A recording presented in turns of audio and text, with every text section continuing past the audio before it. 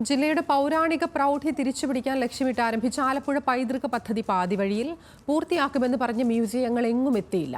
സഞ്ചാരികളെ ആകർഷിക്കാനായി ആവിഷ്കരിച്ച ബീച്ച് നവീകരണവും കടൽപ്പാലം നിർമ്മാണവും വാഗ്ദാനം മാത്രമായി. വിനോദസഞ്ചാരം വർദ്ധിപ്പിക്കുക എന്ന ലക്ഷ്യത്തോടെ വർഷങ്ങൾക്ക് മുമ്പാണ് ആലപ്പുഴ പൈതൃക പദ്ധതിക്ക് തുടക്കം കുറിച്ചത്. ആലപ്പുഴയിൽ എത്തുന്ന വിദേശികൾ അടക്കമുള്ള വിനോദസഞ്ചാരികൾ വേമ്പനാട്ട് കായലിൽ ഹൗസ് ബോട്ട് യാത്ര നടത്തി മടങ്ങുകയാണ് പതിവ്. ഇതിന് മാറ്റം കൊണ്ടുവരികയായിരുന്നു പൈതൃക പദ്ധതിയുടെ പ്രധാന ലക്ഷ്യം. ജില്ലയിലെ മ്യൂസിയങ്ങളുടെ നവീകരണം ഉൾപ്പെടെ 21 മ്യൂസിയങ്ങൾ നിർമ്മിക്കുമെന്നും ബീച്ചിൽ കടൽപ്പാലം നിർമ്മിച്ച് നവീകരണം നടത്തുമെന്നുമായിരുന്നു വാഗ്ദാനം.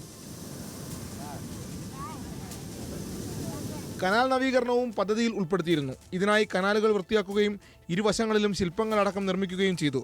എന്നാൽ സംരക്ഷണം നൽകാൻ സർക്കാരിന് കഴിയാതെ വന്നതോടെ എല്ലാം കാട് കയറി നശിച്ചു.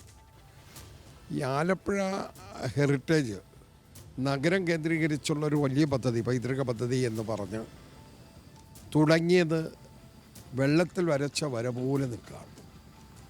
സത്യത്തിൽ വലിയ പ്രയാസം തോന്നുകയാണ്. നിരവധി ബഡ്ജറ്റുകളിലൂടെ ഡോക്ടർ തോമസ് ഐസക്ക് അതിനുവേണ്ടി ഒരു കേന്ദ്രം, ഓഫീസ് എല്ലാം തുടങ്ങി അടിസ്ഥാനപരമായി ചില കാര്യങ്ങൾ കൃത്യമായി ശാസ്ത്രീയമായി പഠിച്ച് ചെയ്യാൻ പോകുന്നു എന്ന് പറഞ്ഞാണ് ഈ കാര്യങ്ങൾ ആരംഭിച്ചത്.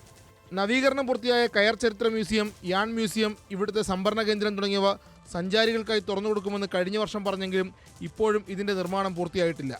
ആഘോഷമായി എത്തിച്ചതാണ് അതിവേഗ യുദ്ധക്കപ്പലായ Indian naval fast attack craft INFAC T-81.